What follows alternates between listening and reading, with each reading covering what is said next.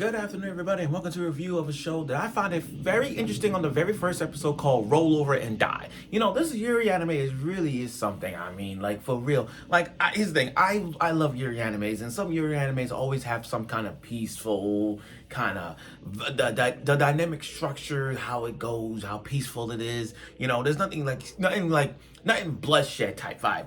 But when for a dark fantasy like this in the Yuri anime, and it comes to like a revenge story, this is the show. So the first episode was so dramatic, it's so dark, it was so watching the first episode was like, how is this a Yuri anime? And I was so curious. So I watched the first episode and I covered it. I've covered it and I'm like, yo, the stuff that's been going on in this first episode was crazy. Mage betrayed Flum. Flum became a slave.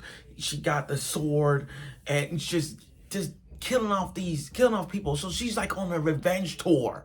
And then she rescued this bandage like girl named Milkit, we don't know much about her yet. I don't know much about her yet. But looking at from her is like we're gonna see some more of her. And I'm just curious on this thing. So after watching this episode yesterday, I said to myself, damn, this is a really good Yuri anime. Like, I get it. It's like, I understand people don't like Yuri animes because it's like, you know, girl love vibe. Not because it's girl love, just that it's just so peaceful. But you want something with more of a, like, bloodshed. Like, if you into dark fantasies, this is a show for you. Yeah, maybe dark fantasy, but the Uranus is getting there peaceful, but I do love it. It's like they combine two, like, it's like having a, you know, you say you can compare apples and oranges. This is the compared apple and oranges. It's that kind of thing. So without further ado, let's get right to it with the show called Roll Over and Die. Again, I still can't get over that name. Roll Over and Die. That's the name of the show. Okay, so Flum and Milkit have been saved. They saved their hands. They saved from the clutches after this. And now they figure out what to do. Now, Flum, you know, is trying to get back at her party, including her friend that was also part of the party. You know, I watched this, I'm like, is this some kind of redo of Healer vibe? You know, I like characters who goes on a revenge tour and get back at them. And I do like that. Like that one anime I watched where I did not suspect was that unlimited gotcha level 9999, that boy getting back at the rest of the other race for treating him. I do love shit like that, and seeing the other characters get like, I'm sorry, I didn't mean to. I love stuff like that. I'm gonna be like, yeah, that's what you get. That's what you get. So this town, these men, and I'm gonna say this lot of receptionists gave them a mission. And they all know, and the thing is, they bet on it. They bet on this because they knew, like, they're gonna die. How much you wanna bet on it? How much you wanna bet that they're gonna die? Okay, so Flum and Milkit went on a mission to stop these werewolves. Now, you think of this, it's like, oh, this is the F-rank mission. No, it ain't. This looks like an entirely S+ mission, like, for real. Now, we got to see some action, and Flum, this was a fight. Like, Flum showed us that she is a good freaking hero. Like you can't make this stuff up.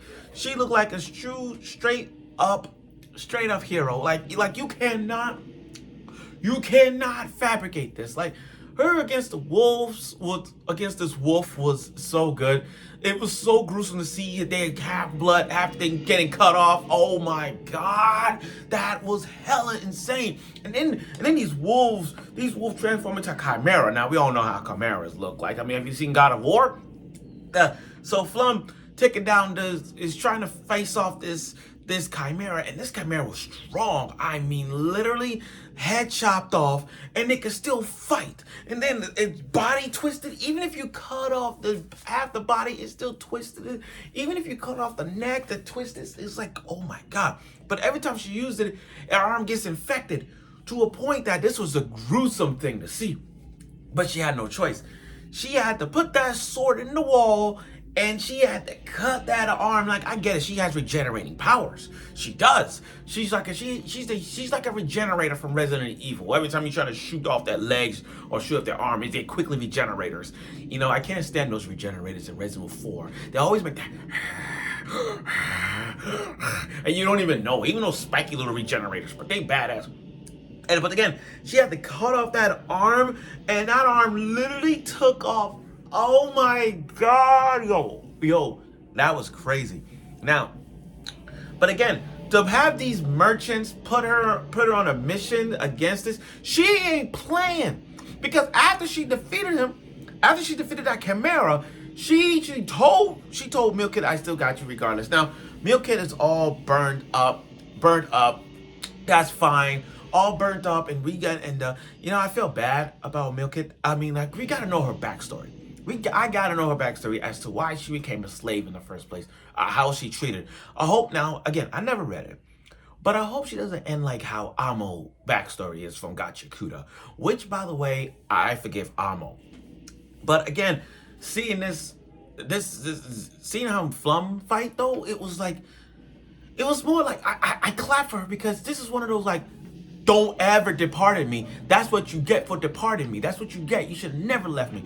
Now that mage is having second thoughts, because the head mage of that party, who literally kicked Flum out, everybody in the party was thinking about Flum this, Flum that. Flum did all the cooking. Yeah, mage, that's what you get.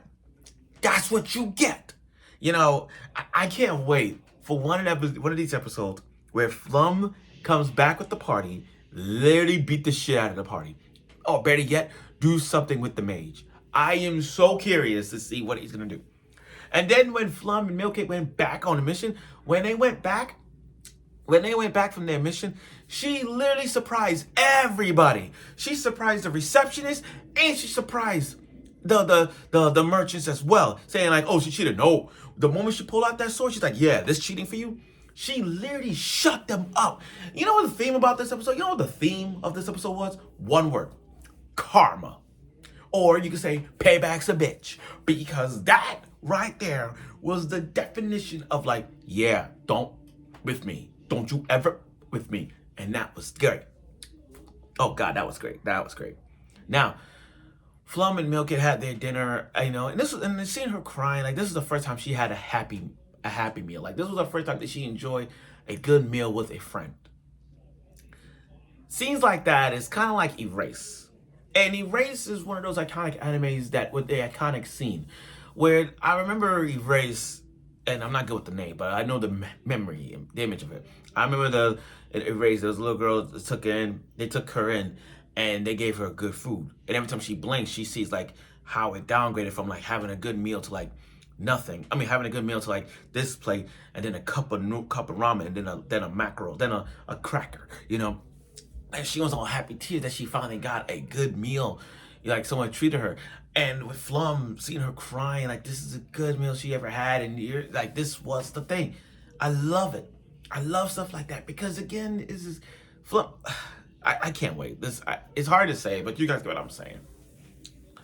But overall, though, this episode 2, Roll Over and Die, just shows you just how great Flum is as a person. Like, I can't wait to see more characters in this one. Like, I get it. We're all expecting the Yuriness. We're all expecting some Yuriness, but it's not gonna happen just yet.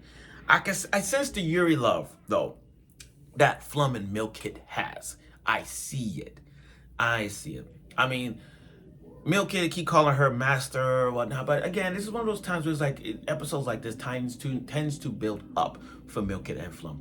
I see them as a couple. I see it already, because again, they're 2 episodes in and their bond is already there.